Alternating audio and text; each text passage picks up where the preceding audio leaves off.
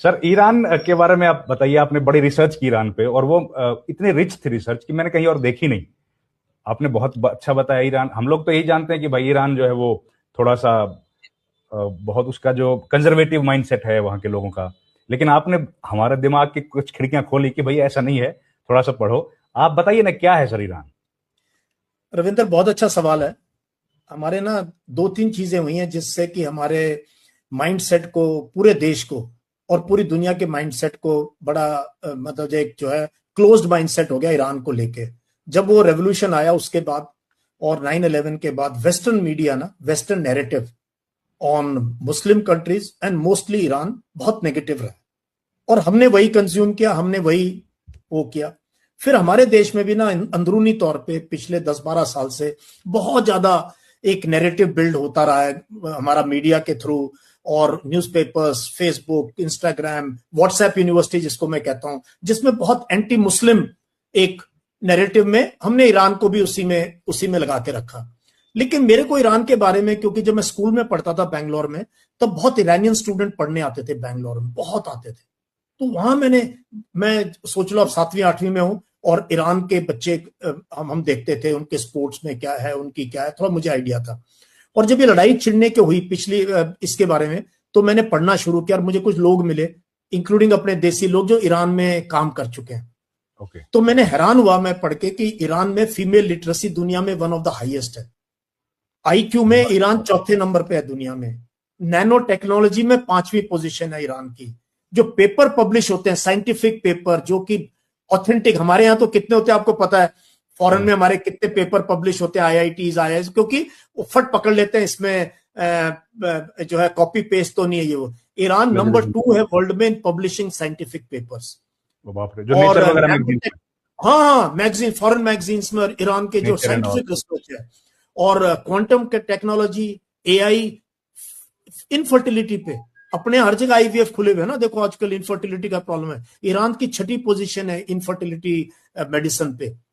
और आज से 30 साल पहले भी उनकी लड़कियां फिजिक्स पढ़ती रही हैं, मेडिसिन पढ़ती रही हैं और कारें चलाती रही हैं, कारें। अभी एक हमारे डॉक्टर साहब है, मैं आपको बाद में नंबर दूंगा, आपके पास ही रहते हैं, उनको मिलके आना। 14 साल ईरान में नौकरी करके आए हैं।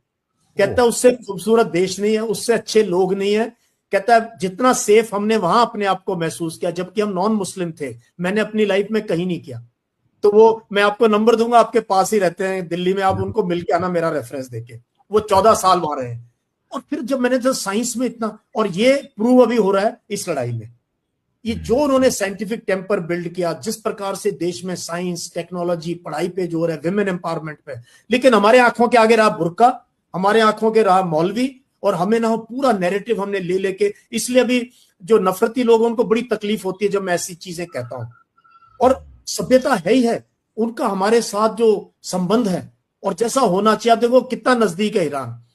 अगर अगर हमारे ईरान से वो हो तो हमें क्यों ट्रंप की धमकी सहनी पड़े तेल के लिए? हम लेंगे ईरान से, लेंगे खाड़ी के देशों से।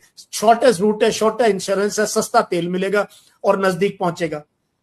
तो ईरान को हम अच्छा, एक और चीज कमाल की बात है, ईरान में आपको पता है कितने बच्चे मेडिसिन एमबीबीएस करते हैं इंडिया के? Do you have any idea?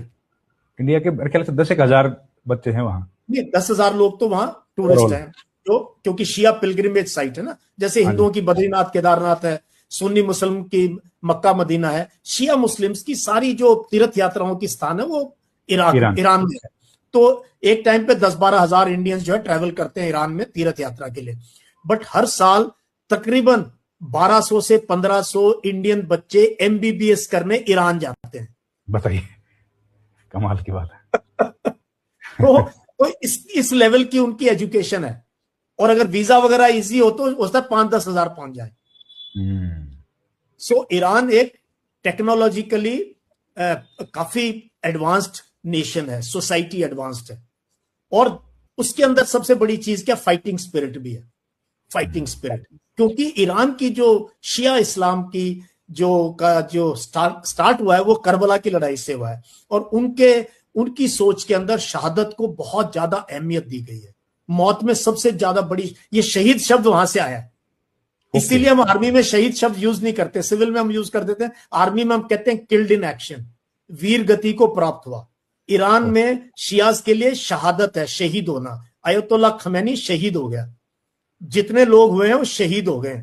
तो उनके देश में इस चीज को और मतलब एक एक एक वो स्टेटस वो है सोसाइटी के अंदर, एक रेस्पेक्ट है शहीद होने के लिए, तो शहादत देने के लिए तैयार है, फाइटिंग स्पिरिट है। नेक्स्ट जो दुनिया को हैरान करने वाली चीज, या भारत वालों को, दुनिया को पता होगा, स्पोर्टिंग कल्चर है ईरान में। पिछले ओलंपिक्स में उनके 3 गोल्ड मेडल थे, हमारा एक भी नहीं था। हमारी 71वीं पोजीशन थी 71, क्योंकि नीरज चोपड़ा का उस दिन नहीं था तो मेडल नहीं मिला, मिल जाता तो शायद 50 के आसपास हम पहुंच जाते। ईरान की 21st पोजीशन थी ओलंपिक्स में, 21st। ईरान की फुटबॉल टीम वर्ल्ड कप में खेल रही है। हम तो सपने में नहीं सोच सकते अपनी जिंदगी में इंडिया की टीम वर्ल्ड कप में क्वालिफाई भी करेगी।